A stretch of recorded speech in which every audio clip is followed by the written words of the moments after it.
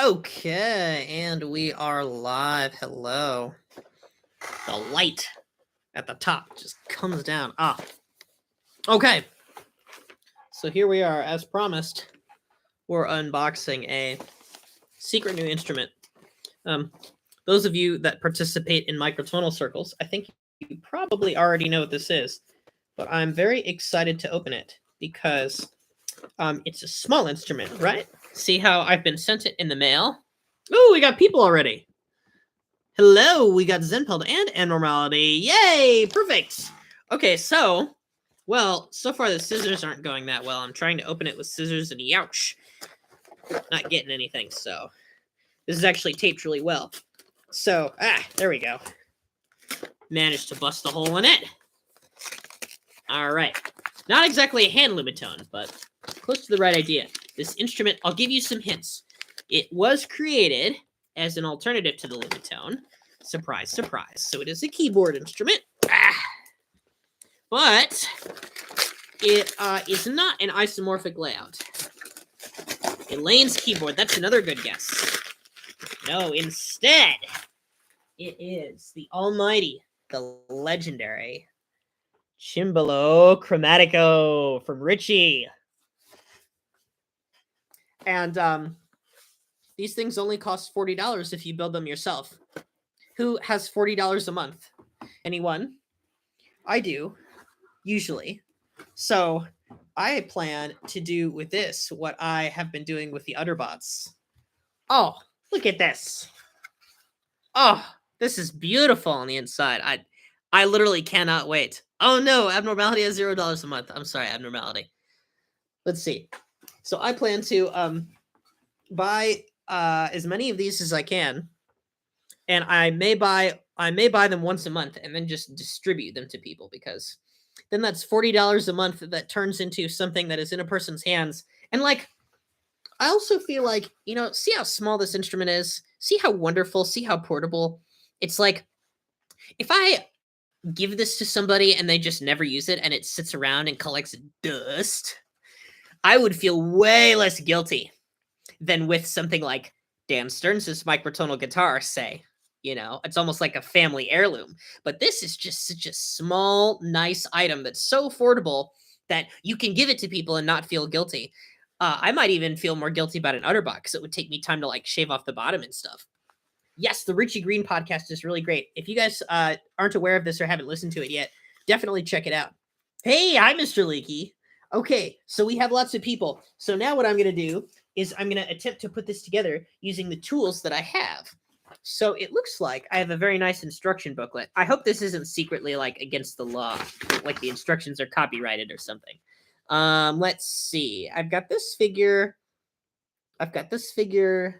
Oh, you know what? I just realized I've got the keyboard, and it's easy to assemble here. But I believe, oh yes, here's what has to be done. Silly me. The actual model that it comes from has to be bought.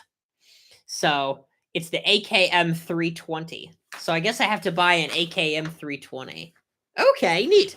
So it has like one instruction page right there. That's not too bad.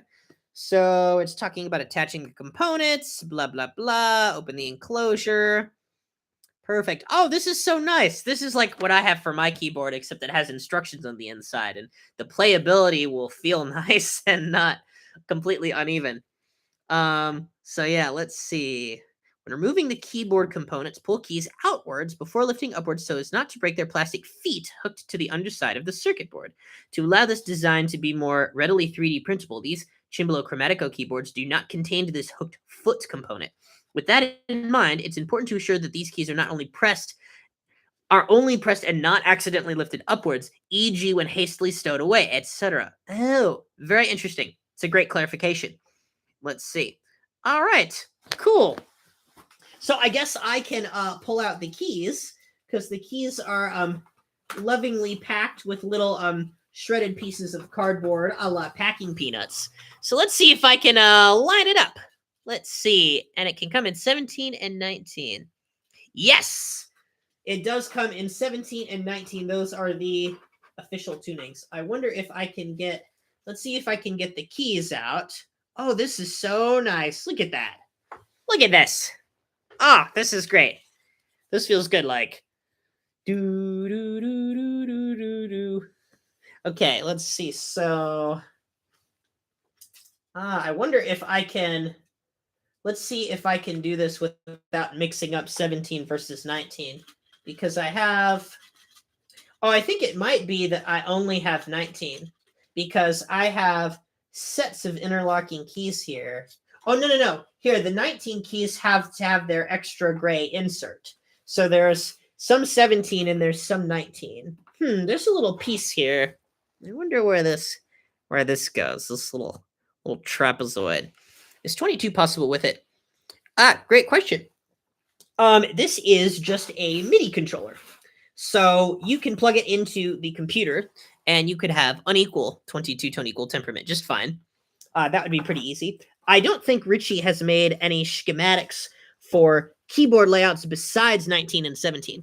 But I think what you could do is you could split, let's see. You could probably create 3D printable files yourself if you know how to do that. I don't know how to do the 3D printing stuff. It's something I would like to learn how to do. But let's see if I can get it lined up in the right order with the right octaves and everything. Okay. So I see the 19-tone white key layouts have the smaller gray keys there. So what I'm going to do is I'm going to try stacking them all up. Oh, you know what? It looks like this little piece right here may go on the bottom of one of the white keys.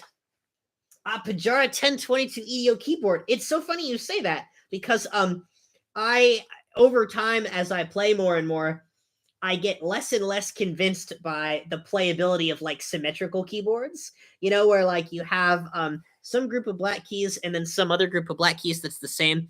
And so then you have to use stickers or something else to separate the half octaves or just memorize where they are, which I don't like. So, for example, like in 14-tone equal temperament, I don't know if anyone saw that I did, I finished the 14-tone scale video, but the 18-tone scale video is going to be similarly, I think, frustrating to someone who would like to see an MOS on the Albatonic layout because, you know, the 14-tone layout I have has 2 black key group and then a 4 black key group. I'm just picking the cardboard off. Let's see if that works. Let's see. Pajara layout looks aggravating. Yeah. Can't imagine it beats isomorphic layouts. No, probably not. Okay. So I wonder, you know what we could do tonight that might be really interesting? Maybe we can see how the microtonal conlang transcription is going. Can give you guys a sneak peek. That might be fun. Just because I'm desperate for it to be done. It basically is done, except for that one part still, for all of you who have heard me complain about it. And I don't even care if it's wrong. It won't be wrong in terms of root movement or anything, because all of the clues are completely given in the video. But it could be wrong in terms of voicing and many other things. There's lots of stuff you can hear is wrong, but it's a good enough guess that, like, I don't want things to be 100% right necessarily, but I want it to be, like, the best guess that a human could give if they're, like, using their ears and putting in the work. Like, the 99% gold standard, I suppose. Okay, great. So here's one section of 19 right there. And then I believe we can grab another section of 19 and put that at the bottom. Okay. So I think this is, nope, that's not it, because there's no keys for E sharp and B sharp. So yeah. Yeah, $40 for just a very, very small modification. It's really quite something. Let's see. Where is that last 19 key going to be? Oh, I guess maybe it would be this. Okay.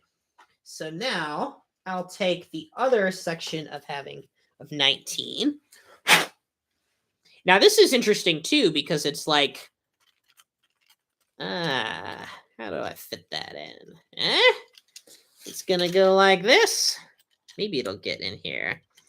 Is this keyboard velocity sensitive? It's actually not, unfortunately. It's really sad because I learned from Richie. I didn't know this, but you can like I assumed that mini controllers had velocity sensitivity just like all the other ones. Apparently they just straight up don't.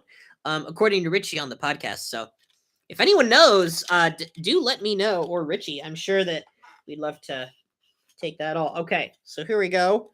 Let's see if I can combine the sections. Okay, and then you'll be able to see all of it. Now, if you just watch the Now and Zen podcast, there's several moments where Richie holds the keyboard up.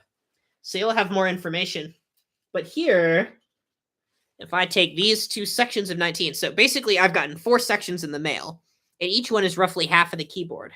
So right here, dun dun dun dun dun dun dun dun, yay, there we go. So that's how much 19 tet keyboard we would get. So it looks like we get an octave and a fifth plus 1/19 of an octave. So that's not too bad. Okay, so that's all stacked up and lined up. That's pretty cool.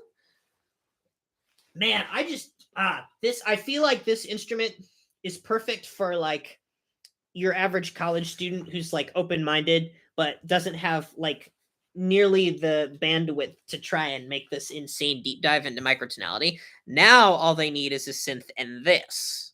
Before they needed a synth and then they needed to understand why their keyboard instrument was messed up. But now there's they can use this. All right, getting all the cardboard off it. There we go. Now let's put together the 17 section. Ooh, okay. So we should talk about 23 tone equal temperament, or 23 or 22 tone equal temperament, I guess, right? Tuning of the year. I feel really out of the tuning of the year stuff because I'm past that exploratory stage where I'm like figuring out what each tuning has in it, which is where I was maybe like 6 years ago, wanting to like plumb the depths of every tuning. Of course that can't happen, but what can be done is that I feel like I know enough about the resources of what's in every tuning that now I can just like think about what kind of aesthetic I want, and then use the tuning that supports that aesthetic best, or supports those kind of interval systems best. Okay, great. Here we go. More 17. So now let's put the 17s together. Dun da da da. All right, so it looks like for the 17, we get. I'm of course looking on the screen. Oh, thank you. You left my presentation on the etudes. I'm really glad you appreciated that. That was really fun getting to decipher 23 EDO notation. I think Blackwood's 23 EDO notation is just completely not what you would use today, kind of like his 16 EDO notation. I would like to analyze them all eventually. Okay, so it looks like for this one we have, let's see, there's an octave and then a little bit, so like an octave and a minor seventh, 17 tone intoned, of course. So that's what I've got there. Okay, neat. Well, now that I've laid all these out, let's do a little detective work. You can see that if I hold this up and I've got the 17 tone keyboard, the plastic sections on the back right here are in order, and you can see that there's a little flat section on each key that presses down its respective pressure pad. So there's one that has broken off. So now that I have all the keyboards laid down and in the right order, I'm going to try and figure out which one is the culprit. Okay, so I've got the 19 tone ones turned over. Or maybe there just is no culprit. Yeah, I don't know. I don't see one. There's no key that has a broken off section. So I think actually the shipping for this just completely remained intact. And this is just a little extra one that got in there somehow. So that's kind of interesting. But yeah. Okay. I guess the real question then is, if you have this and you buy it from Richie, then how much is the AKM 320? You know, then that's really the monthly cost of like making sure one of these gets built and like handing it out to people. So yeah. Okay. So I think there's a few things we could do. So let's have the chat vote. Since you all showed up, it means you're special, of course. Maybe I can exchange one red hat for another. There we go. Just kidding. Let's put back the Krusty Krab hat. I should show you something really dumb. Actually. So let me see. I've got some things plugged in here. My I want to play a Dave Fiuzinski song so bad. And these are all my shirts that have birds on them. And I put them in my music room just so that I can see them and be like, you can't put these back. You can't put these back in your closet until you've covered the fuse properly. And here they are. They're still here after all this time. I'm missing out on wearing these great bird shirts because I haven't gotten around to it. I just can't get around to anything anymore. It's crazy. Um, that's why I don't collaborate nearly as often as I used to, because I'm very impatient, I think, and I if something requires somebody else's help, it will get stuck and take forever, and people won't come back to it in years and all of that kind of thing. So that's why I prefer to keep everything really self-sufficient and just all by myself nowadays. Um, Update on the microtonal band instruments. We've got the fretless bass. We've got the Lumitone.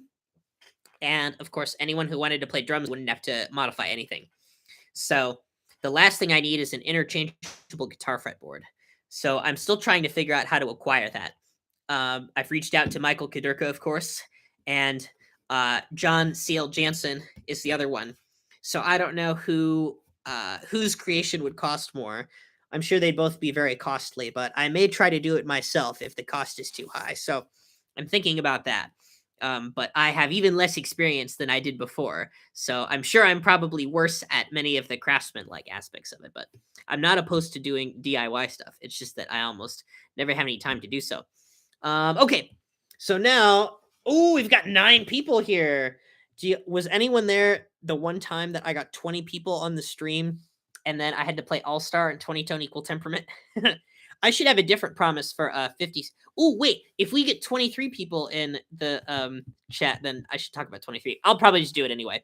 Okay, so disorganized chat vote. So which one, chat, would we rather do? Would we rather muck around in 23 tone equal temperament for a little while, or would we rather get a sneak peek at the microtonal conlang transcription? You should talk about 12 if we reach 12 people. No, I'll leave that to a bunch of other people who are already doing it. Let's see. Mr. Leaky, of course, votes for 23. No surprises there. 23, 23. Oh, okay. We've got 3 23s. We've got 4 23s. Void form with the 23. 23. Wow. People are a lot more interested in 23. Okay, sick. Let's dive into some 23. Let's see. I already posted everything I've done in 23 in the chat. Although there was one time where I was mucking around with one of my professors where we were playing the chord progression from Hotel California in 23 tone equal temperament. But that's just like a little sketch. It's not like worthy of the internet or anything, but that's like 23 is definitely on my mind a lot more than maybe my YouTube channel gives it credit for. Like, you might see some things that I've done and you might be like, oh, that guy's probably never done 23. But it's like, I know how great 23 is. I just keep not having time for it. So I'm more obsessed with the low 30s nowadays. Let me show you my template for 23. So I am getting on my computer that has a PDF here. Can you play the guitar? You know what I should do for all the Mr. Leaky comments? I should read them in the historic Mr. Leaky accent. Can yo pally thur guat solo of Hotle California at 23 VI hours in 23 eons? Yeah, you know what? I might be able to track it down. Let's see. I'm wondering what exactly I can say about 23 that hasn't already been said before. But I do want to show you something really special. So here's what I'm tracking down. I have a folder on my computer, and it's called How to Notate Music in Any Equal Tuning. And what it has is it has all of the tonality templates for notating every single equal tuning with ups and downs. And I tried to do it in the way that made the least assumptions possible. But I realized also, in my peculiar way of doing it, I stand at a unique cross section. And so it seems like I'm just another person in the XKCD comic where, like, the guy says, we have 14 standards. And then the other guy walks up and says, I can fix that situation. Now we have 15 standards. So it's like I very much don't want to be that guy, but I realize that just through the sheer act of using accidentals that people are already using for ups and downs, that I might seem like I'm doing that, but it doesn't really matter that much because you can just swap them out. I also just want to say that transcribing in an EDO is so much easier than transcribing in JI, just because, like, technically a lot of the limits that people describe in JI, they may wallow in their infinitude. I have a really excellent hedgy JI transcription layout for accidentals, but there are so many accidentals. There's so many. So when I transcribe in JI, I have to find an accidental and I'm not sure where it is. And then if I want accidentals from a similar ballpark, what I have to do is I have to stay on that. I have to click a note with that accidental so that it's highlighted in the vast list of accidentals so that I can find it again and use it. So I was using this in the Lamplant transcription. Okay, so here, let's see if I can turn this around at all. I'm about to unplug a lot of stuff that I shouldn't be unplugging. Okay, here we go. So now we are over here. And you can see. Let's see. Okay. So right here, this is the folder, and you probably aren't able to see the text, but what it has is it has every single equal temperament up to 72 essentially notated. Well, actually not all of them, but most of them. Oh, it has almost all of them notated, but only some of them have charts. So like what I've done here, this is also something that I've posted in the Discord. I don't know if anyone would want these charts in Discord, but this is kind of the chart that I use whenever I'm in an equal temperament system that I don't know very well. Can anyone see what's going on this screen here? Maybe. Let's see. I've had a lot of practice. If you make 16 standards, you can make them fight each other 1v1 up until you have the ultimate standard. Yeah. Okay, can't see it very much. Wait, why is there a key signature for D? That's not right at all. No. I don't know why that's there, gang, but just ignore it. So basically, what I have here in this document is a chromatic scale of all of the notated pitches, just like Easley Blackwood would have. Because the easiest way, I think, to get people to read your tuning is just to spell out the chromatic scale. If they don't want to like figure out the logic of how equal temperaments are notated. I remember when I first tried struggling so much to attempt to understand what the wiki was saying and like how it just kind of explained things a little bit too fast and assumed that I knew too much.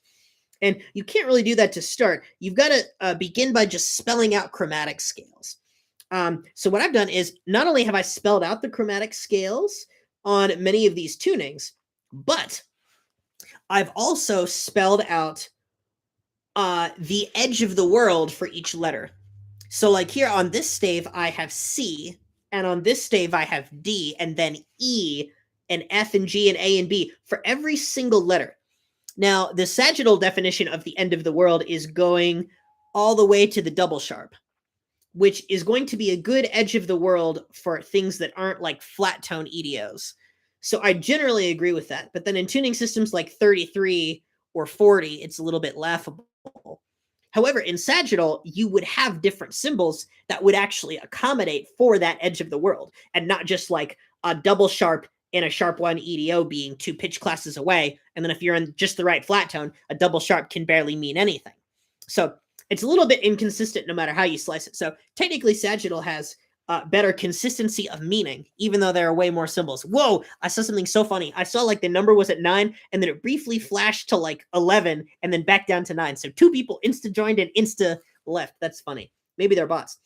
Here's the what happens when you have this kind of system here? It means that you can use enharmonics from any of the letters and line them up in the chart. And I also have the interval sizes up here at the top with cents right here, right? So like, pitch class 0 is 0 cents, and pitch class 1 is 52.2 cents, and 2 is 104.3 cents, and so on. And it just keeps going. And I think maybe vertical lines might be helpful, but I've never needed them with equal temperaments as low as what I like to use. So basically this kind of chart just means that like if I'm spelling like kind of a D chord or something and I want an F something, but it would normally be E flat up, I can be like, oh, what's the enharmonic for that? Oh, F flat double down, because I can just look and it's right there. Now, in some equal temperaments, the act of doing that is really easy, like 19, but in some it's really difficult and cumbersome, like in 23. So that's why I think this chart is pretty cool. So now, I think what we should do is we should fire up some 23 and play with it. And that would be fun. So I wonder, this might be a good time to talk about theory. Yes. Any thoughts on making chord names for dual fifths? Well, I wonder if some of these things already exist. So, like, I know that I want to say that 16 and 23 in particular are like relatively overhyped. And so people try to name things from them a lot. Like 23 EDO modes might be known as like Sephiroth modes. Let's see. Okay, let's see what the wiki says. 23 EDO sagittal notation. Oh, there's second best fifth notation, and there's default spellings. Let's see. Oh, let's see if I can figure out this sagittal. We'll have to see. So I know that 23 is good as a subset of 46. So it looks like the bad fifth apotomy fraction notation has C and G, so that's not subset 46. Oh, neither is the other one. So, yeah. I guess it all depends on what you want to use. Oh, see, there's like an Armadou circle of fifths there. There's acoustic, pi, and phi. There's uniform maps. There's commas. Oh, nice. And horograms for some horograms for the mosses and some cool instruments. Well, what I can do is, if you're interested, I can just go through the interval table and say what I think about these things. Because I don't... Oh, wow, there have been a lot of comments since I've been reading. Because I was, like, reading on the page, and then I came back, and I didn't know what anybody had said because I was in a different tab. So let me read what everybody says. Let's see. X fifth and Y fifth. They're double L Helxions. Yeah, I forgot about referencing 46. That might be the cleanest method. Yes, it is. Actually, I'd argue that if you're using music notation to represent tunings and you want to change as little as possible, that 23, 11, and 13 tone equal temperament have a very special quality. They are best understood as subsets of a larger EDO, and that larger EDO is not 12 times an integer. With all of the other ones, you can get diatonic notation or subset notation in that way, but not 11, 13, and 23. Those unique three, are so difficult that they fall under this sort of strange oblique fourth category that we have to account for, which I think makes them very exciting. And I think it makes 23 even more exciting than 11 and 13.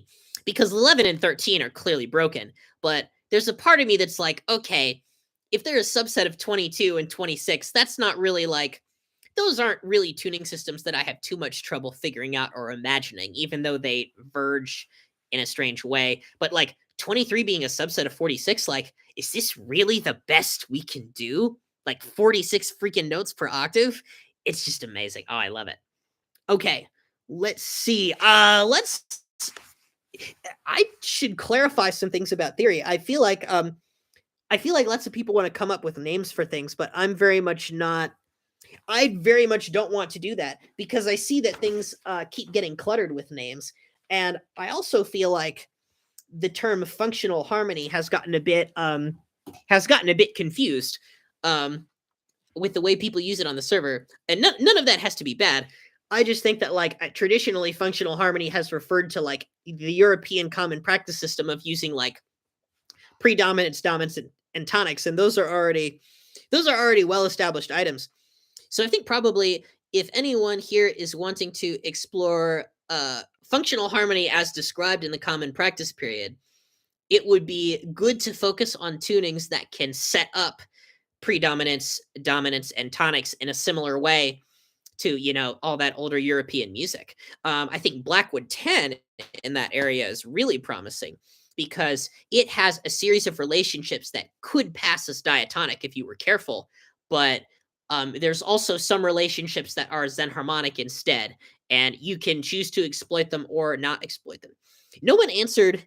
I'd feel like I might keep saying the same things over and over again, and that like in 15 tone equal temperament, right? It's a good example of a tuning that has where you can play 1, 4, and 5 as like the chord numerals, and you can make it so that none of these steps accomplish anything different in voice leading than they would in 12 EDO. What I'm saying is that there's no loss of translation. You see, even though the sizes are radically zenharmonic.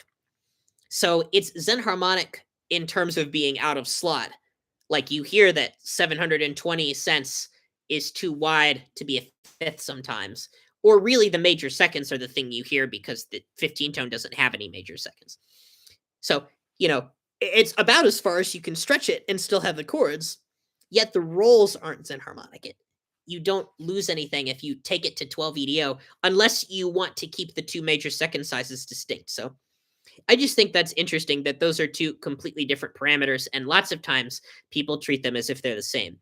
But the proof is in the pudding with the ear training. Let's see. Anti-diatonic notation probably makes sense for 23 EDO too. I don't think having a notation where the fifth is so small that all the qualities become backwards, I don't think that's something that you could almost ever get a musician to read fluently. It could be fun as a personal experiment, but I just don't think it's effective communication. Especially not in 16, where there's a perfectly viable alternative. Okay, let's see. A clean way to refer to, say, major seventh chords with varying dual fifths. Okay, let's bust it out. Okay, so I feel a strange pressure to play something, but if you all are okay with me talking, what I'd like to do is actually just go through the wiki intervals and describe how I would name them. So, I think the way that I would do it is that I would always refer to the best fifth as the fifth, unless the category is so far that it can't count. I think in 23 tone equal temperament, you have a category that is almost too far to count, but maybe it can work. Oh, wow, those are farther than I thought. So actually, both of the fifths are, well, like if you use the classic, like 5-tone equal tempered fifth and the 7-tone equal tempered fifth as benchmarks, the flatter fifth in 23-tone equal temperament is flatter than the 7-10 fifth, and the sharper fifth is sharper than the 5-10 fifth. I think traditionally I have heard people use the fifth to refer to 14 23rds of an octave, or the 730 cent interval, instead of 13 23rds of an octave and the 678 cent interval. But of course, the 13 23rds of an octave generates an anti-diatonic scale. So that actually, it's funny because people refer to the 735th, but the idea of an anti-diatonic scale is more ingrained in a zenharmonicist's head. So I think that also makes 23 a little strange, which is kind of exciting. What I really like about 23 tone equal temperament is actually a lot of stuff that's pointed out on the Zenharmonic wiki, where the shades of thirds that you have are really peculiar, really Zenharmonic, and have JI analogs that are approximations that add up well as the sum of various frequency ratios and not sole ones standing on their own, right? So like a 5 23rds of an octave is like 7 over 6. 6 23rds of an octave is like 6 over 5. 7 23rds of an octave, I guess, is like 16 over 13. And 8 23rds of an octave is like 14 over 11. I tend to think of the like more of a super Pythagorean major third as being more like a major third. So I have referred to the major third of 23 as 8/23 of an octave, that 417 cent one. And that seems to not be a problem. I think since a lot of what we do relies on tertian harmony, I mostly worry about referencing qualities of the thirds and potentially fifths first. And then the other scale degrees can just fall into place. So, like, I would refer to 8/23 of an octave as, well, let's see, it's 14/11. So I don't know if I would exactly call that an undecimal major third or the undecimal major third. It could be there are simpler ones out there. Let me see what 14/11 is. Oh, an undecimal major third. I think it's fair then within the context of 23 to call that undecimal major third or just major third for short. So that seems like the candidate for that one. Then for the other one, 7/23 of an octave, I guess that one is a little bit less since it's about 16/13. Here, I'm going to see how big 16/13 is. Oh, you know what I should do? I should try to play it on the Lumitone, but then I would have to figure out a layout. Let's see. Tridecimal neutral third. Okay, that's great. So you get not only these thirds in 23 tone equal temperament that are very distinct from each other and correspond to JI really, really well, but they also are in like weirdly distinct limits as well. So I guess if I were going, let's say I was going as simple as possible without referencing the limits of each of the thirds, I would say that like 5, and now I'm speaking in degrees of 23, so I don't feel like I have to say like 20 thirds of an octave each time. Let's say, okay, 5 degrees is a subminor third, 6 degrees is a minor third, 7 degrees is a neutral third, and 8 degrees is a major third. So that would be easy for me, and that is how I would refer to it myself, like if I was working with it. In some situations, I think the neutral third can also sound like a major third. So I might say just something like lesser major third or greater major third, even though those terms might more commonly be used in the context of a tritone. 12 people. Now we're going to do it, everyone. We're going to talk about 12 tone equal temperament. No one's ever worked with it before. Just kidding. Okay, so those are how I would refer to the thirds of 23 tone equal temperament. And then I would refer to the higher fifth as the fifth just because it's closer, and all of that sort of thing. And then for the sixths, you can do the reverse. And now we can go through those thirds, but we can say their prefixes. So the subminor third is septimal. So you could say like, septimal subminor third, classic minor third, tridecimal neutral third, and undecimal major third. Perfect. So that's really nice and easy, actually, which is really funny. But yeah. Okay, so that might be how I would label like the thirds of such a system. I guess I can also, what I can do is I can also explain how, like, if you are notating in subset notation, you would have, I've created documents for whichever subset you want in those subset notations.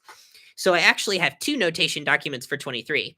And one of them I have is one where we start on C and go every other scale degree for a subset of 46. And then the other one I have is the one that starts on C up. So that no matter which letter you'd like to start on from 46 tone equal temperament, it will be in a chart that you can use. So I think since A and C themselves are the most common and rarely found together in subset tuning situations, that it's good to have both of those charts. So you would need like the C up chart if you were wanting A to be your main note, perhaps. And then you would need the C chart if you wanted it to be like C or D. So I think C, D, and A tend to be pretty common. A is common, because A is 440. 440. C is common, because it's the key in music theory. And then D is common because it's symmetrical. If you put it on a circle of fifths and you swing around, it's right in the middle. So yeah. Okay, great. What else do you guys want me to do with 23? I'd love to get some 23 business going. Should we try the Lumitone? Should we have an excuse to fire up the Lumitone again? It's been so long. Or honestly, I think if I just played it on standard keyboard, that might do more. Or I could even, or I also have, my past 23 projects, so I could dig them up on my terabyte and put them on my computer and see what the step sizes are. I think playing is probably the way to go, isn't it?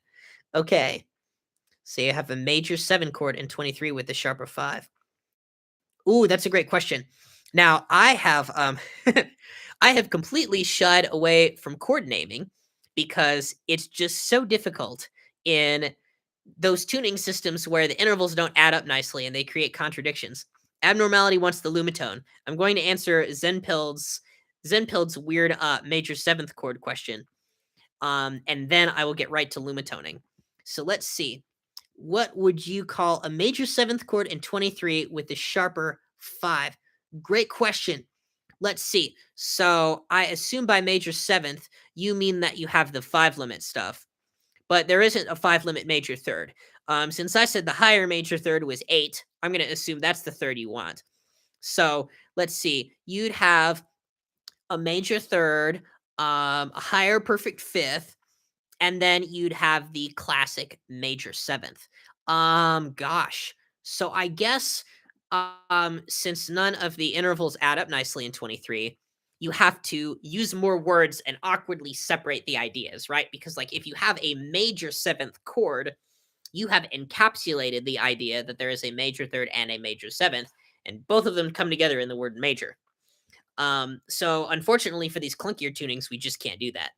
So I have no good name for this, but I would say that you could call it you could call it a major chord because all of the bottom approximations hold. And then for the 7th, I guess I'd call it something like major chord add, oh boy. Let's see, is that even the major 7th? Yeah, it's the major 7th. Gosh, see, because I could just call it a major 7th, right? But that seems really disingenuous to what's going on. Because, like, traditionally in a major 7th situation, you have, like, the 5 limit 3rds and they neatly stack into the categories. So, like, technically, that's the closest thing you might have to a major 7th. And so I would call it a major 7th, but I would put an asterisk, and I would maybe even say something like a major chord with its major 7th on top of it, just to illustrate the idea that not everything on the inside is adding up right. How would you distinguish that from the same chord with the Mavilla 5th? I would name it with like a down 5th, and I would need whatever alteration that is. So if you had, well, see, this is the insane part about chord labeling, right? Like, if I decide to use subset notation, which is probably a best practice for 23, I already have to name that scale degree as a different 5th from 46, right? I have to name it upwards since 46 is right in between. So from 46's perspective, you would need to name this entirely differently. Like you would need to name that 5th an up 5th, right? And then you would need to name that higher major 3rd, I guess it would be an up major 3rd from 46's perspective if that other major 3rd is the closest. So we're rapidly devolving into not making sense, which is why if you were to just write the numbers, it could help out a little bit more.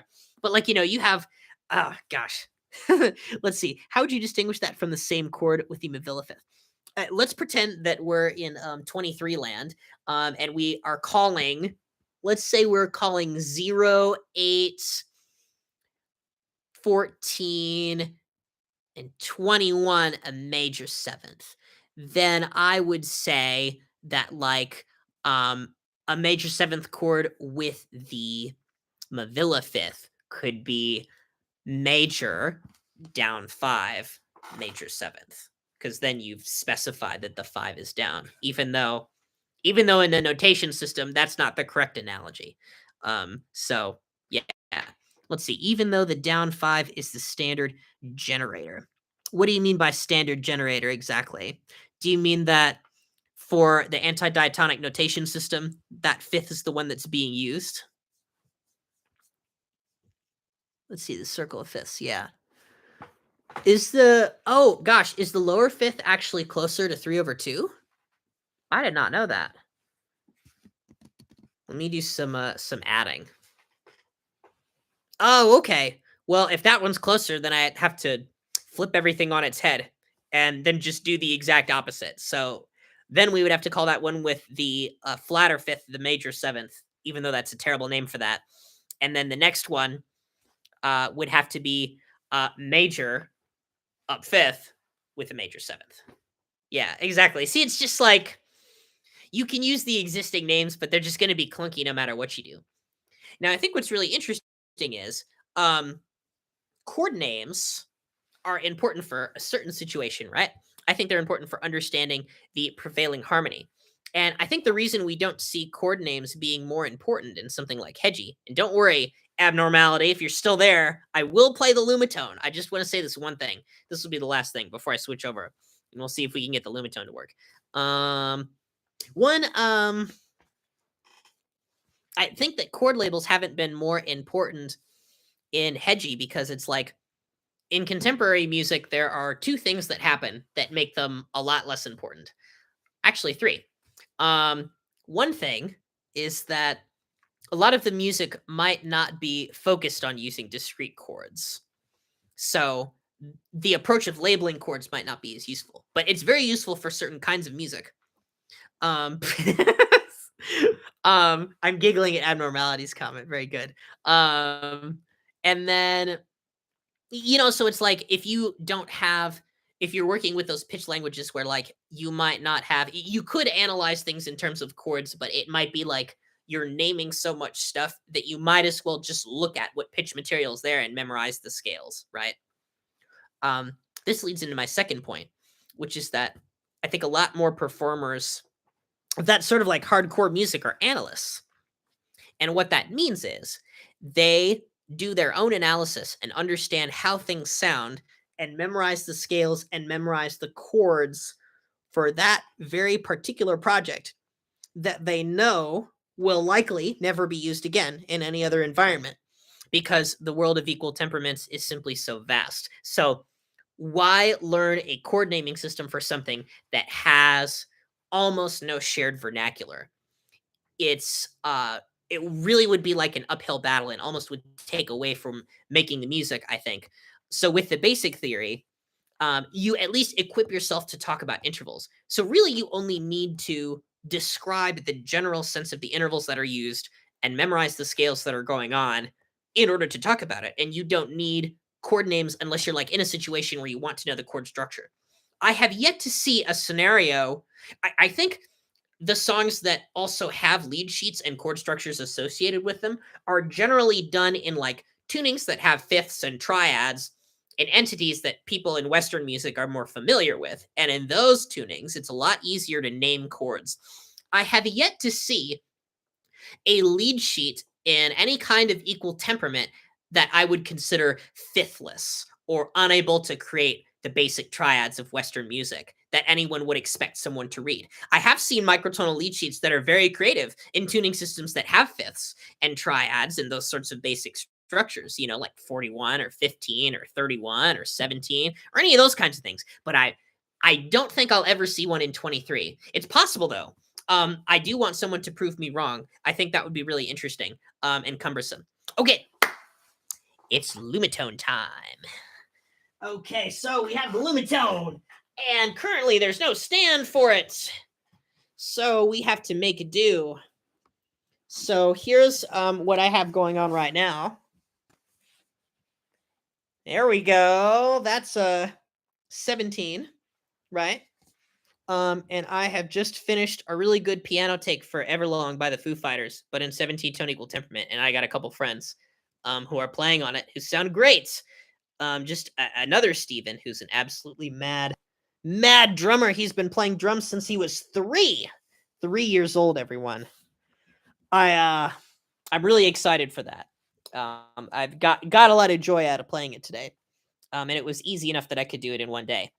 Okay, so now what I'm going to do is attempt to move the Lumitone to my piano bench, and I think it will just barely hold on. But basically, the next thing I'm looking for this setup is like a 2-tier keyboard stand, one of which will hold that microtonal keyboard and one of which will hold the Lumitone. Because initially, here's another piece of trivia. there's this wooden plank that I made a little while ago, and the other keyboard was really big, but that wooden plank fit on top of it, and then I could put the Lumitone on top of it, but the Lumitone barely fit. So I don't want it to be so precarious. I'm really lucky that the Lumitone never fell, and I don't ever want it to fall. So let's see. I think what I'm gonna do. Where should I put this computer? I don't have enough room for anything really in here. Ugh. Oh man. Okay, well that's no good. All right. Well, let's try something like I'm just moving objects around to have a place to put them. Okay. Well, this is insane because, if you plug it in and then the camera is here, it's like, I guess I should plug it into this computer over here and then try that. But that computer's speakers are so quiet. Okay. Here comes the Lumitone. All right. So now, piano bench with a Lumitone. This is why I haven't played the Lumitone, is I don't have a stand for it.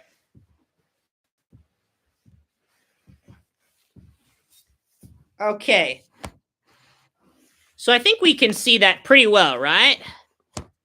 Tell me if you can see it okay in chat. This is my best attempt. Now I have to get the material to plug it all in as well. Okay. This is not precarious at all. Technical difficulties. By the way, now you all get a window into the process of what I go through whenever I make a video. I just always have to redo the entire room, essentially. Just to put everything in the right place. Okay.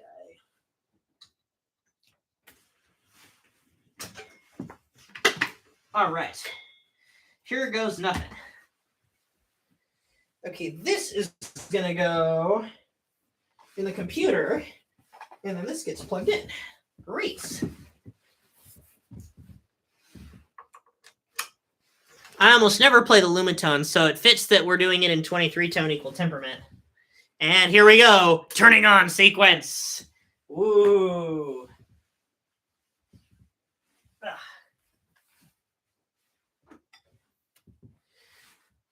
All right. There's one chord. And then, I don't know. Maybe I could actually plug this into the computer that I'm currently streaming on and play a synth out it and just have it like hear itself. I think that would be weird and tacky, but it could work. Okay. Now I have to get my converter out. Since they changed the USBs. Apple in their infinite wisdom. Let's see. Oh, you know what? I already got another chord that I'm using. Aha! Because I was using this earlier. Okay. Now this is going to make sense. Great. All right. Chord's going to go this way, but I'm going to go this way. All right. Here we go. Now, the Lumitone is officially plugged in, and I am allowing the accessory to connect. This layout that you're seeing right here is my 17-tone equal tempered layout, which I don't think I'll be using very often because playing Lumitone feels so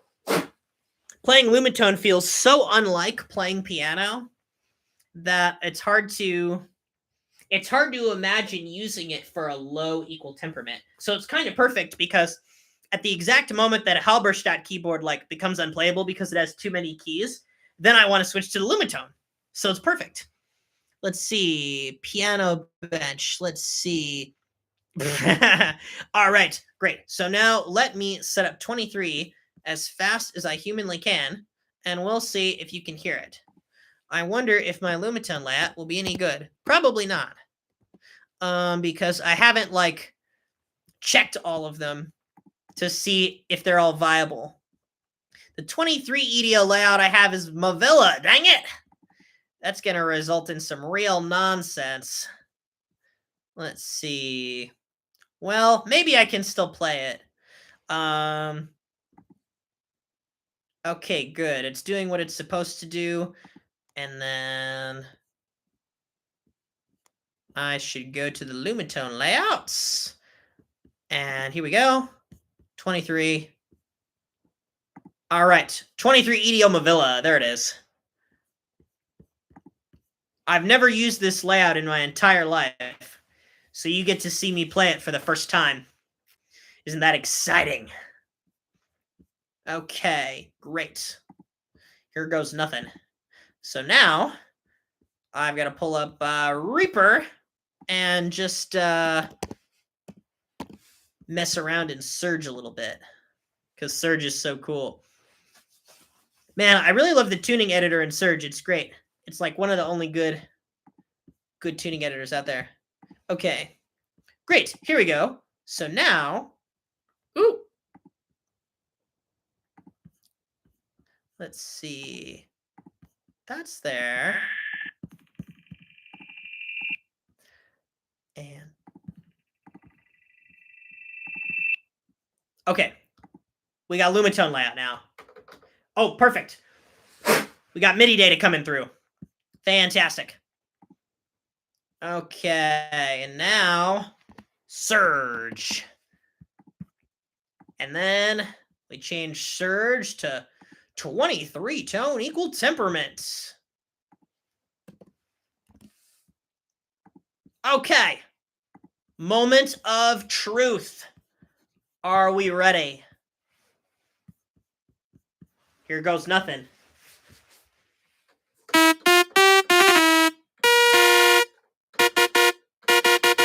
Oh, man.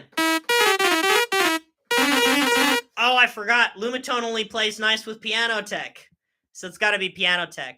I mean, it doesn't have to be, but I'm not going to change all the MIDI numbers by hand. So that was a good try on Surge's part, but we're going to do Pianotech now. Okay. Oh, the weird sound, by the way, was feedback, because it was getting my laptop mic at the same time as it was outputting, which is a little bit annoying. Okay, here goes. All right, and I'm just going to change Pianotech for a little while. Leave some cool comments, and I'll try and answer them right afterwards, because I know it's boring to just say that I'm changing a tuning, but I promise I'm going as fast as I can.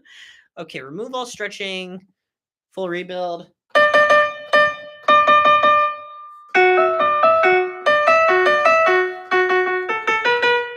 Okay, I think that's good. And then what else do I want? Keyboard mapping. That's right. Okay, extended layout. Let's do a multi-MIDI channel layout. Let's see if this works.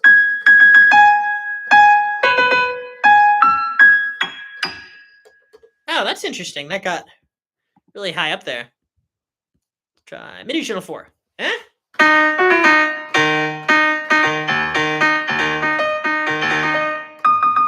Okay, we are up and running with 23 tone equal temperament. Mr. Leaky spelled right. No!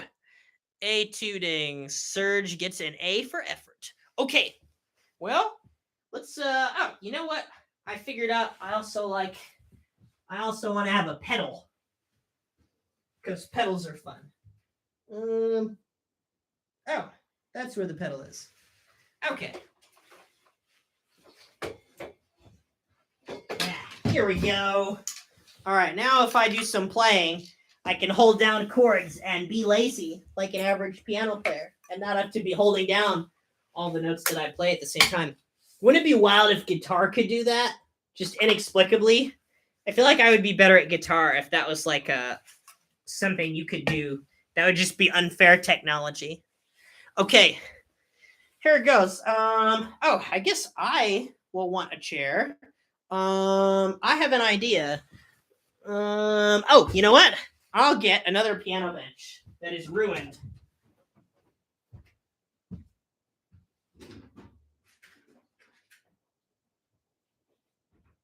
Ugh. All right, it's getting spicy in here. No more kneeling, because my knees are bad already because I'm old. All right, here goes. Okay, so we got some Avila, right?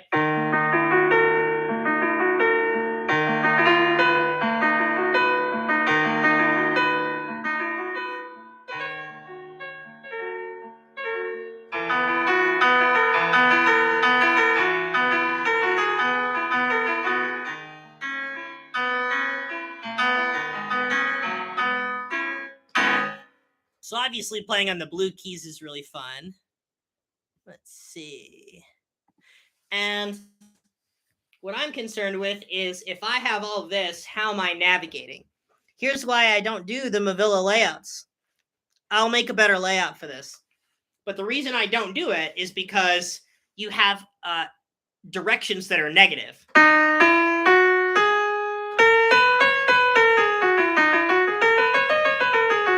That's fine, right?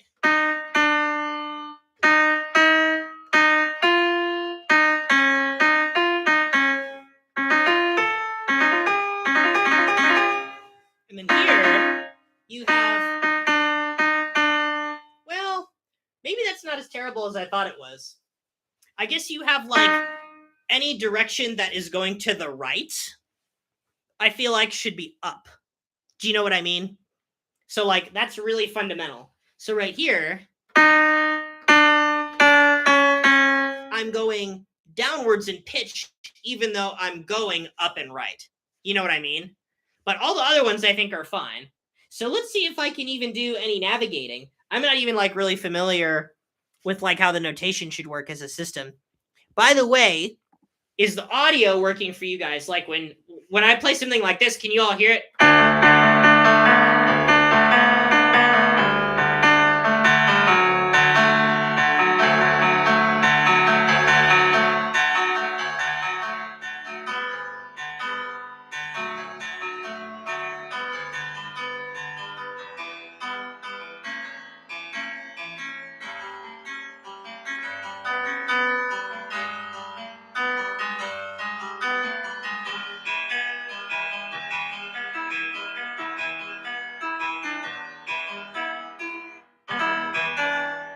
See here, I expected to go down, but I went up instead. Yeah, it just got quiet. Oh darn. I'll bet if it gets too loud, it thinks it's noise. Anyway, it might be interesting to try demonstrating some of the thirds on here. Let's see if using this interface, it's even intuitive enough for me to figure out how to play the chromatic scale. I think that would be a good test. So here, this sort of main blue key is kind of what people are calling C major-ish. But it actually sounds like an E-flat Mavilla scale instead. That's fine. Okay, so here, that first Mavilla step, that sounds like it's a neutral second, and this one sounds like a major second. So I guess here, 156 and 208. Oh, that makes sense. So 3 and 4. Okay, so that means right is 3, and that's 6. There's a pure minor third, right? So that should be 6/5. Checking the wiki. Hey, there we go. That's correct. Okay, neat. So this makes sense. Okay, and now if we have this one here, 6 up 4 would be 10. So this is 10 here. And that definitely sounds like that sour fourth. Yeah, 521 on the sharp side. Oh, and that's interesting because you've got this sharp fourth and you've got this flat fifth. I'm playing in the blue scale here. Yeah, it's a shame that we can't see more. There needs to be someone to like hold up the computer or something. Or maybe I can even do a little tilting. Oh, this is weird. We see?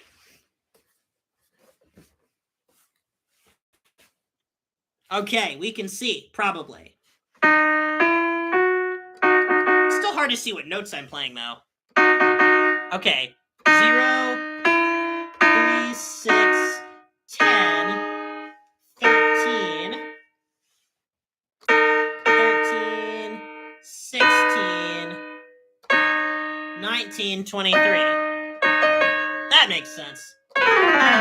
So, if you've got that going on, well, if this is 3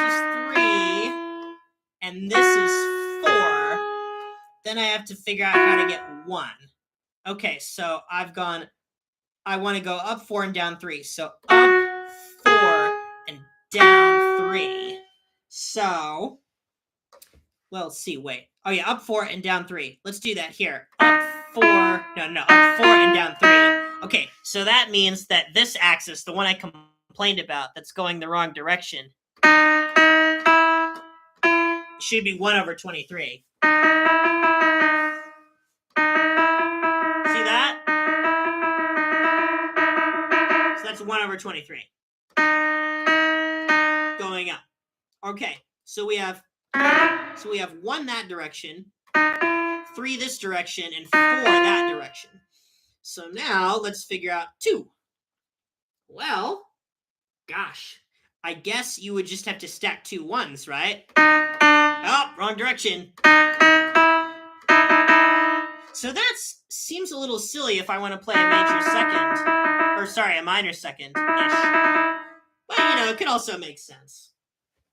Okay, let me see. I'm going to try...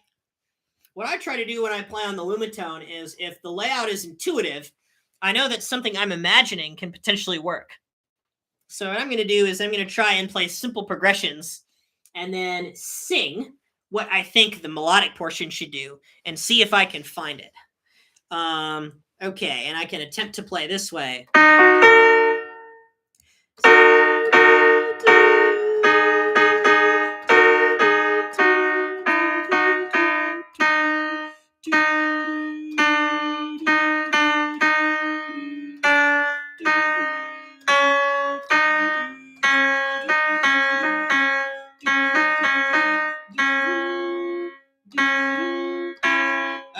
Not high enough.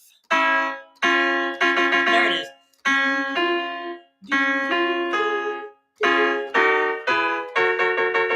So this is interesting, right? Because we can still have a major chord position. And that feels like a major chord. So I wonder if it's just worth it to go this freaking way to go down. I don't know. I don't think it is. I say that because I tried to play in a Mavilla layout in 25 and it totally didn't work. Okay, great. Are people in the chat having fun? Am I doing this right? I'm having fun. But let me know if there's something you'd like me to do here. So I guess I could go up like this. And this would be like a 1 to flat 2 progression because I'm going up 1, but then playing a major chord instead of a minor chord shape. Yeah. So this is actually, let's see. Oh, the minor and the major chord shape are actually reversed. Let's see. Idio ever out Viv King a sample on every buttons. Let's see. I'm just like short-circuiting trying to read your text, Mr. Leaky. Let's see. Try alternating sharp and flat fifths, maybe. Great idea. Okay, for some real playing, I'll have to lay it flat so that you can see it less. But here, let's try, here we had flat fifths because we're using Mavilla, right?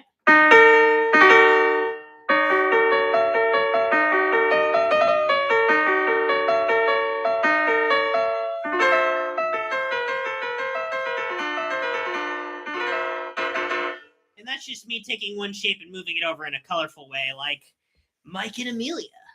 But we can do some stuff here. Yeah, the minor and major shapes are flipped. So now if we have this fifth, 1 is going the wrong way. That's right. So here's the flat fifth and the sharp one.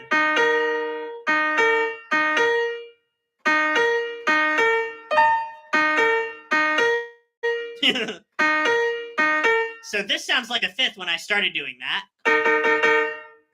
And this sounds like a really, really flat minor sixth categorically if you're used to Usher's Yeah being played too many times. So now let's try and make the sharp fifth sound like a fifth in its own right. Let's see. Ah, dang it, wrong way. Come on.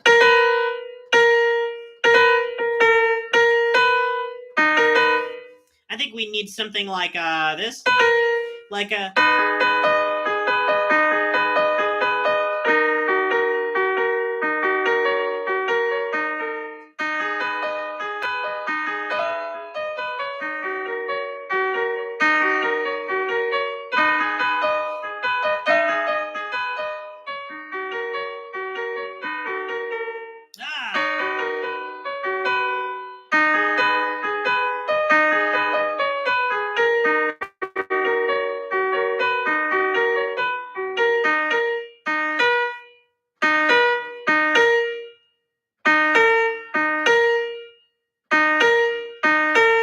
Ooh, did that work?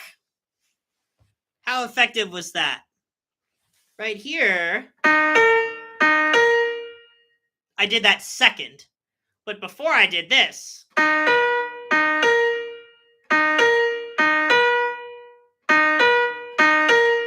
okay, so that's one of them. And here's another one. Oh,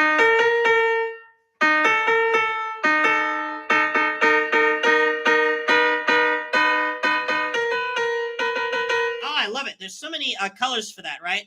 Because you could just go over 1/23 of an octave, or you could go over 2. Lots of things to do. This is scrambling my brain. Excellent. Then we've accomplished what we needed to accomplish. Then a 6. Sounded like a 5th, then a 6th. Okay, great. Let me try. I want to see if I can do one intelligible thing in terms of notation that would make sense. Let's see. You know what I want to try is I want to see if I can play. Let's see. I know there's diatonic Mavilla triads that are on the rows of keys. Let's see if I can play one.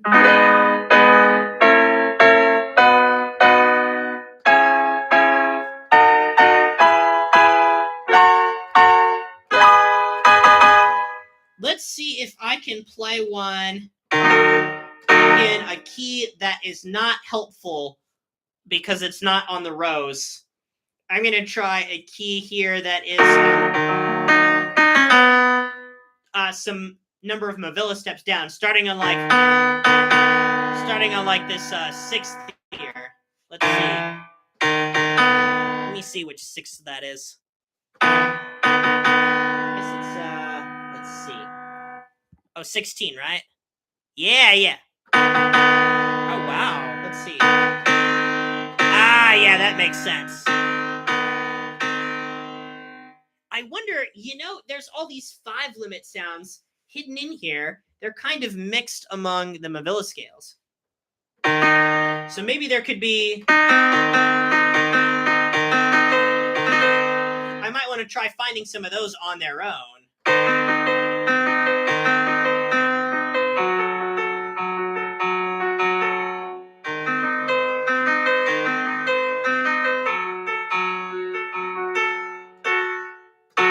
Okay, now where's the major third? Maybe 14/11, right? I think. Yeah, 14/... which one is it? I forget which one is 13 limit and which one isn't. Oh yeah, 14/11 is the major third. Okay, let's see. Ooh, 4/4/2, 4/4/4/1 is a cool scale. Let's see if I can play it. Here we go. Let's see. 4, 4, 2. Oh, I hate that. Just in terms of handedness.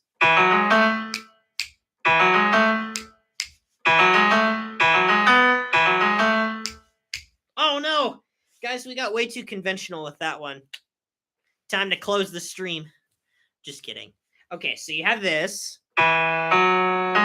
Let's see. I'm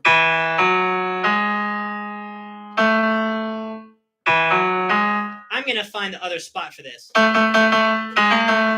Oh, so you can also think of 2 as going like 2 degrees as going a step to the right and then a step upright. So I'm gonna think of it like that instead. And what fingering would I use for this? Something crazy, I think.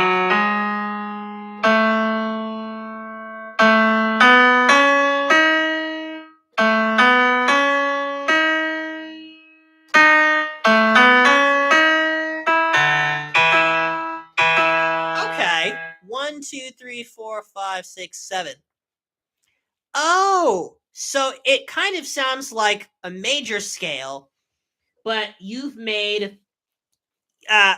essentially it's like a 24 tone equal tempered major scale, but you've made one of the half steps, the half step at the end, a small one, and one of them a large one to compensate for it. That's so interesting. Okay, so let's see. I guess we have. Here, let me try it again. Ah, damn.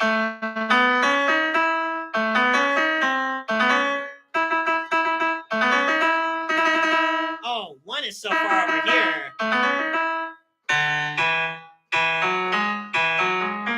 Nope.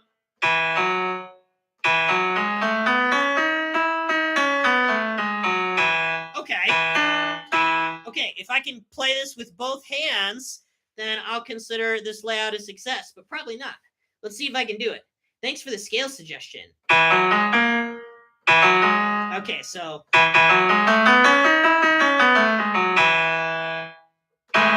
let's see.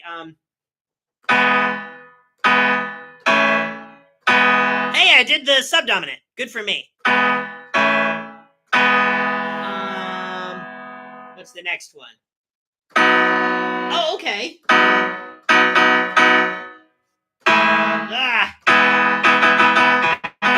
Okay, great. So we've got.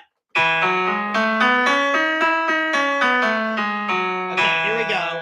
And here's with one hand. No, tonic. Tonic. Okay. I'm trying to do tonic, subdominant, tonic, dominant, tonic. Okay. So here goes nothing. Tonic, subdominant, tonic, dominant, and then can I even play this? This is an octave. How can I play these thirds? I can't. Maybe I can play them up there.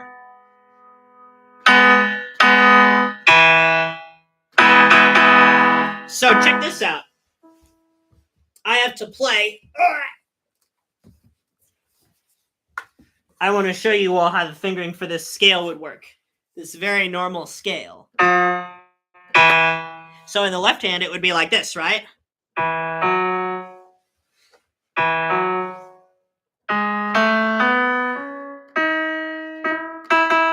that.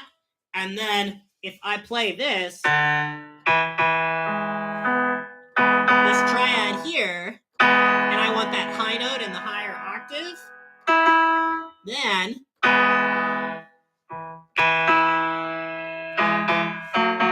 I have to play it like this instead. So I think that's it's not necessarily a failing of the Lumitone or any particular system, but should just be regarded as an idiomatic way to play the instrument.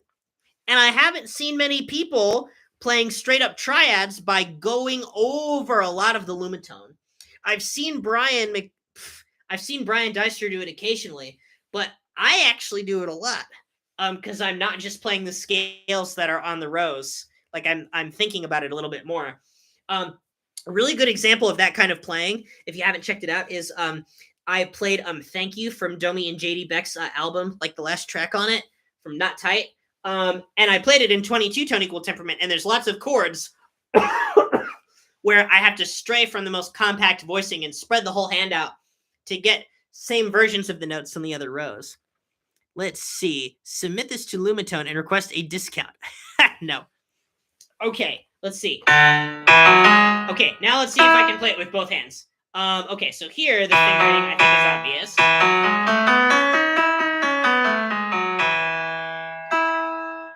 Let's see, and I think maybe here it might be. This is just so diagonal. What even would be the most common practice for this? Let's see. I don't even know if I would like turn my hand this way or what. I think maybe I would just. Oh, you know what I would probably do is I would probably cross so that one, like basically if I'm segregating, like I have one group here of 3 and then another group of 4, right? So I could take in the left hand, it's easy because I'm just crossing this way. And my 3 and my 4 are already on those groups. And it's because the diagonal is going this way. So if the diagonal was going the other way, it'd be more difficult for the left hand instead of the right hand. But here, this scale is more difficult for the right hand. So there are these like biases towards certain hands that might come from Lumitone scales. So right here, I don't want to turn my hand diagonally this way just to play 1, 2, 3, 1, 2, 3, 4. That's not right. So I think the accepted practice would be to have some fingers left and cross to 1 on the last member of like that 3-note group. And then on this group, you use 1, 2, 3 and cross again.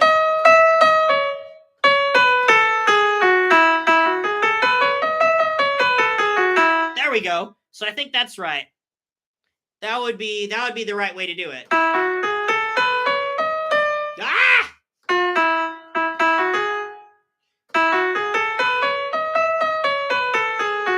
This is a cool scale. It's so cool because like in my head I'm like, oh, this is 23, so it has to be really weird. But I was playing that and I was like, wow, that's not nearly as zen as I thought it would be, just because it's like fitting into a major scale construct. It's kind of crazy. I hear it at that microtone at the end the most, just purely melodically. Okay, here we go. So now the test is whether I can play it with the fingering in both hands. So with a 1 octave fingering, oh, you know what? It's got to be 2 octaves or it doesn't count. Okay, here we go. So let me do this left hand first. So 3, 2, 1, 4, 3, 2, 1, 3, 2, 1, 4, 3, 2, 1, 2, because it's coming around. 1, 2, 3, 4. 1, 2, 3, 4. 1, 2, 3. Okay, so that's the left hand fingering. Oh my gosh, we have 12 people here. Yes, this is 23 tone equal temperament, everybody. What I'm trying to do is I'm trying to play the mode 442 444 no 442 4441 with both hands in 2 octaves, just like I'm a real piano player. So I figured out the left hand. No, I didn't. Or did I?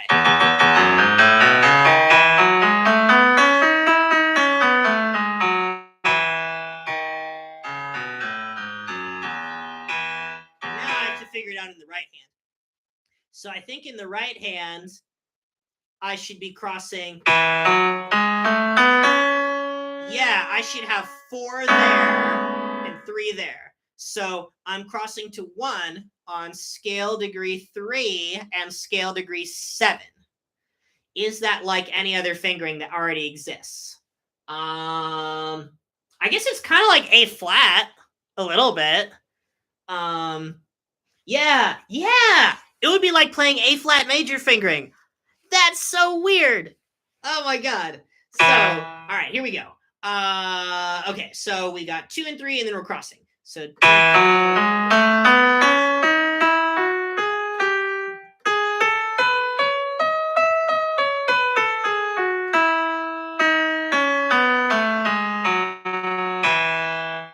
Okay, we made it. Ooh, I appear to be frozen. Am I unfrozen? Let's see. All right, here goes nothing. All right, both hands, just to make sure the fingering's right. So left hand will be easy and right hand's hard. So I'm mostly focusing on the right hand.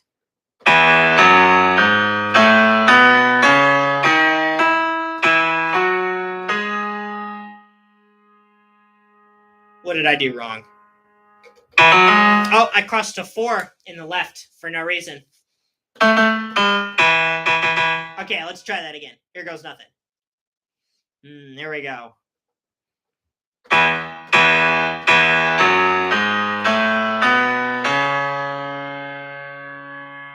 No.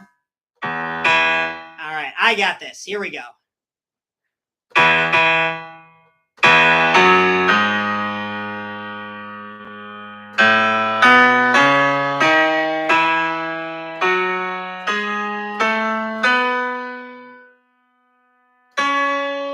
No, come on.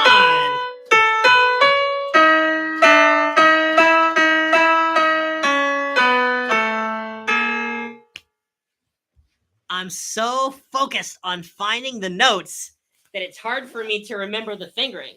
Because even though it's the same fingering as A flat major, it doesn't feel like A flat major at all. Not one freaking bit. Not one bit. Ah, I can do this. Okay, now this has just become a grind. Here's an interesting chord to spice things up.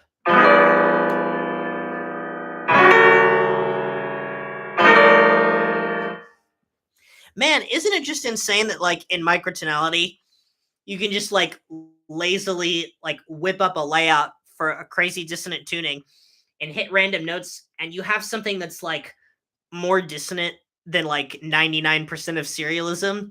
Like, it's so insane to me, really. Like, I think it just shows how untapped microtonality is as a resource.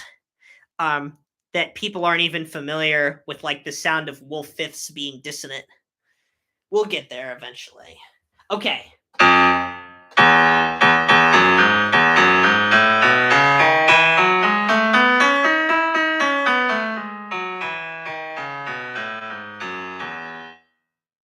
The movement from where you jump from one place to another is harder and makes things harder. If it was just, I wonder if I could do C major fingering on the Mavilla scale, if that would even work.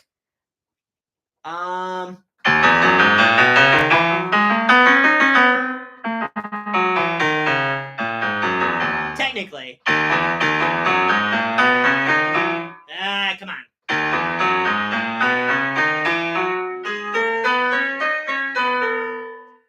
No. See, if I can't even do C major. Who? Okay.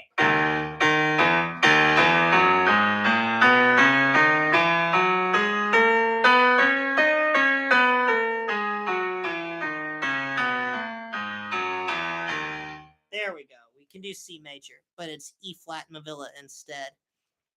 Let's see. A typical way to approach microtonality that hasn't even been developed yet. Yes, very good. I believe in that as well. It's so radically individual right now. Maybe it'll always stay that way. Who knows? I mean, I think there will always be unexplored territory, because like by default the things that are easiest to explore will sort of be exposed first, and then like there will always be like this underbelly of possibility. Okay, let's do this again. I don't know, playing scales. We could do, let's see, what will the typical approach have that we don't have now? If I knew, I'd be doing it. Excellent point. Okay, I'm going to take one more crack at this. And if I can't do it super slow, I think that'll be all for me for tonight. But it's been great having everyone here. Let's see. Okay, I got this. I memorized these notes.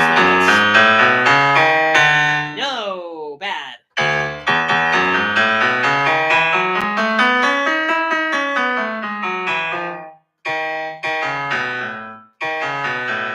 It sounded flat to me for some reason. Why'd that happen? I thought I was on the wrong note.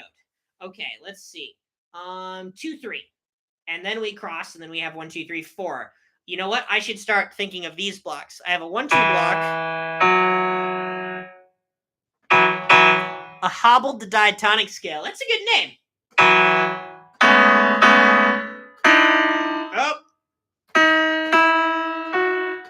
Okay, so that one's kind of wide. So now I'm thinking of this group, and then this group.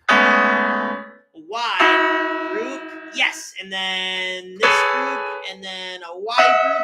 Yay, okay. All right, here goes nothing. Let me try this one again.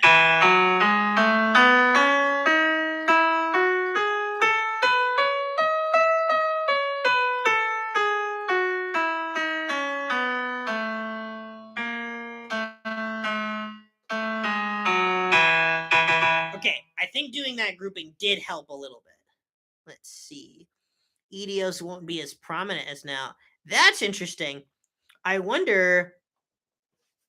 Yeah, I guess a more mainstream approach to microtonality will probably involve multiplying 12 just because it's easier to play on the instruments, unfortunately. And, we see that a lot already. Not that that's necessarily unfortunate, but, there's lots of great resources in Zen harmonic tunings, and they necessarily warp the structure in such a way that it messes with your ear in a way that I don't think 24-tone equal temperament will usually do. But, you can always get lots of crazy stuff going on. Like, I think the most Zen music I've ever heard using 24-tet is Dave Fiuzinski's music, probably. But some of that uses more than 24 secretly, so that might be a little bit of a shady entry. Let's see. 23 is banned. Yeah. I knew it. Okay, here we go. The absolute last try, the super slow one. Here we go. And...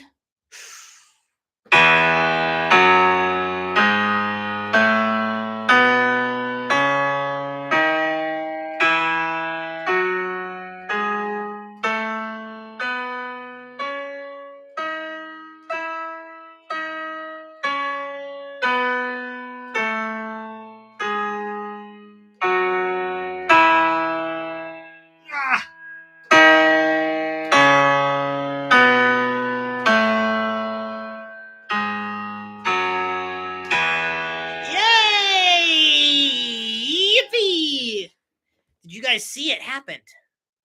It happened. That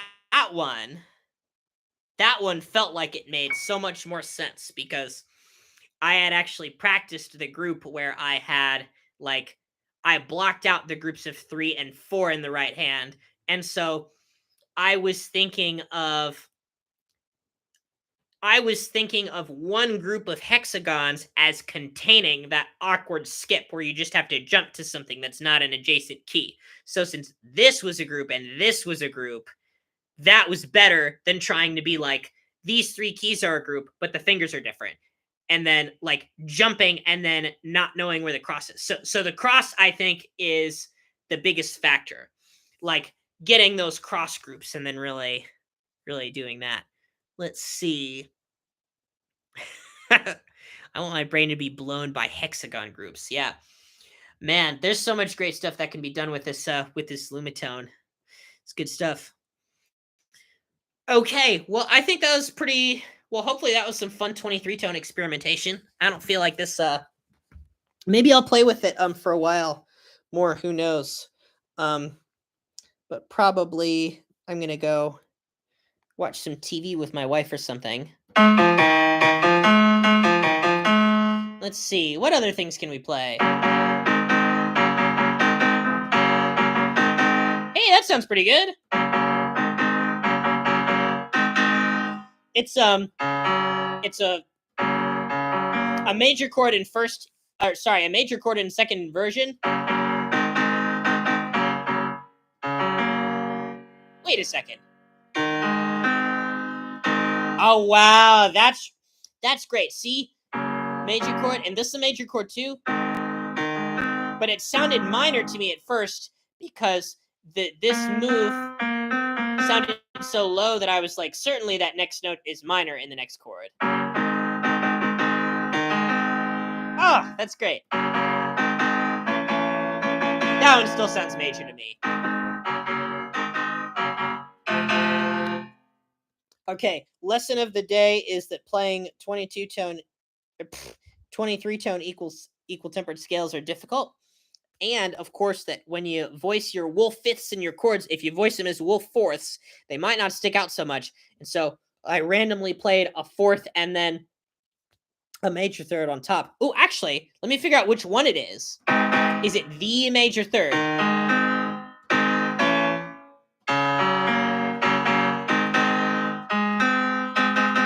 So this one is...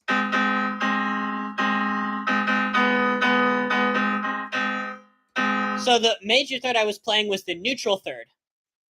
So actually they had a little bit of a major-like sound because they sounded a little J.I., but it was too low to be like 12th major third-like. Right?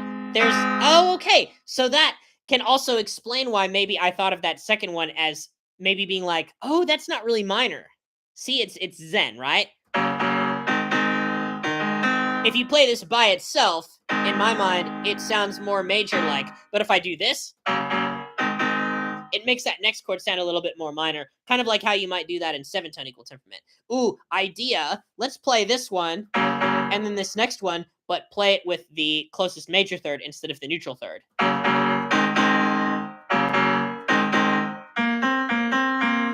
Now that major second sounds huge, right? Oh boy. Okay, let's make them both using the major third. Let's see. So we got this. Okay, so